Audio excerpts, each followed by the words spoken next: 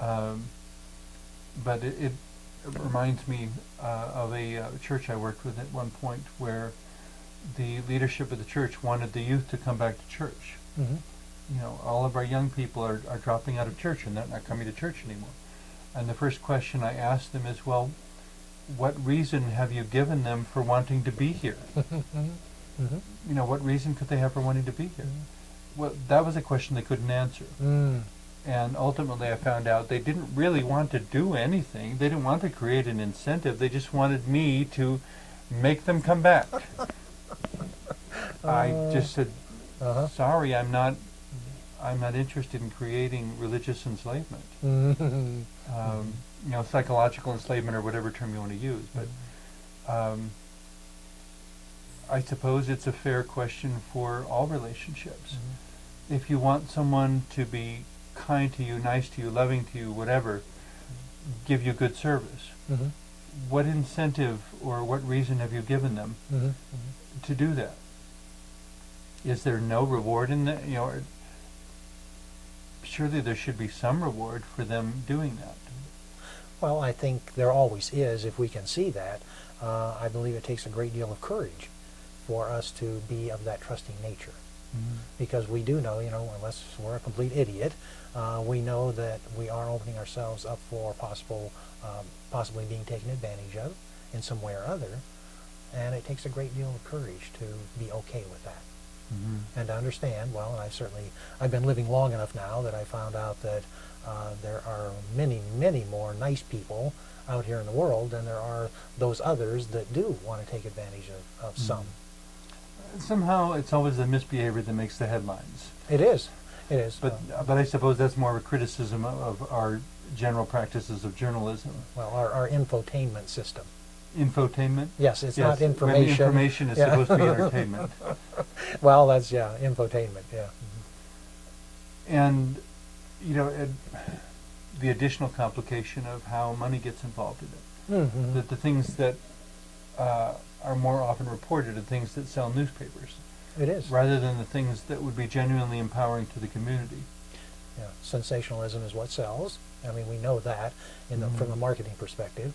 And I remember there was a television station here locally, I don't know, a few years ago, that they had that big news item that they were going to start reporting more positive news because some of their listeners, some of their viewers were really asking for that. Mm-hmm. And again, over the time, they did. They started off, and every night they would have 2 positive news stories.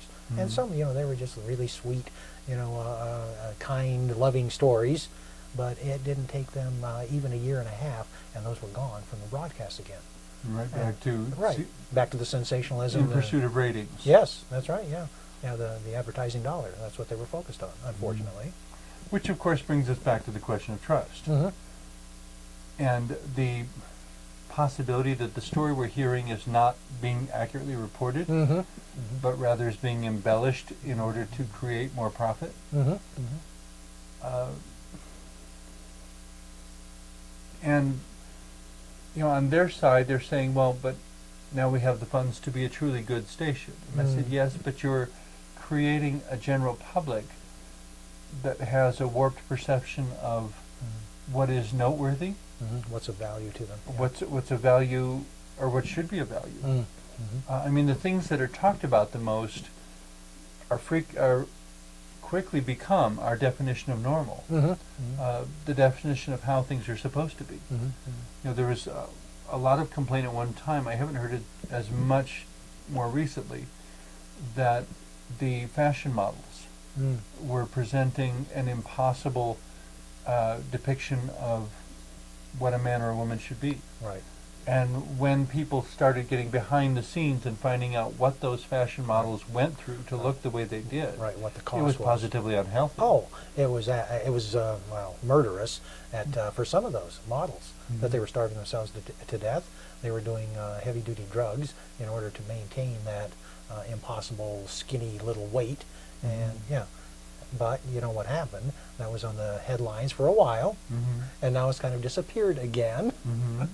And we're back to looking thin, and if you reminds me of the musical A Chorus Line.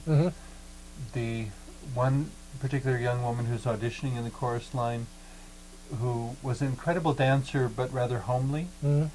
And so she apparently had a big bank account. Mm. And her whole song is about how if she didn't have the beautiful figure they wanted, she would go out and buy it.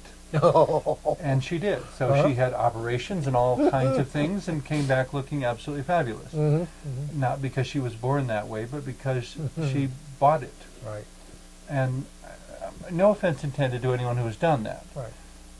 But the point being, when we start looking at the resolution of problems as something you can buy, Right. instead of trusting that who and what we are is okay, Yeah. That we are enough. that we are enough, I think that's the big challenge. and that we can trust what is being presented by the media and the television and the movies Mm-hmm. as a recommendable standard. Mm-hmm. I mean, that's in a sense trusting the wisdom of society, Mm-hmm. that a wise society would not put anything on television or in the Mhm. movies that it didn't want all of its citizens to become. Mm-hmm. Well, I think philosophically that's probably true. One of the Which is not an argument for censorship. No. I'm not saying censor it. Oh, no, I'm no. saying Yeah. give some conscientious attention to it. Have a higher standard. I believe with the internet, some of these previous idealized philosophies are becoming possible. You know, the internet embracing absolutely everything. I Mhm. appreciate the anarchy that's available there. I am opposed to censoring anything on the internet. Mhm. I believe it's an incredible safety valve for every culture around the planet. Mhm. And no matter what the censorship or whatever government might want to do, or whatever big business might want to do, if we, you and me and everyone else, can communicate with each other openly through the internet, Mhm. then we are, I believe humans are good. I believe we are loving and caring and kind. And if we are left to our own Or at devices... least many more of us than the newspaper suggests. Well, yes, and if we are left to our own devices, I believe we will act out that way, and hopefully then raise the standards amongst the entire, all the cultures of the planet. See, and I would say that's one of the things that actually separates humanity from the rest of the animal world, Mm. is that we do have this sense of ethics and morality, that we will occasionally, or sometimes frequently, depending on the group, make choices that are contrary to self-interest, Mm-hmm. that benefit our group as a whole, Mm-hmm. Mm-hmm. or that benefit even the members of our group whom natural selection would not favor. Mm-hmm.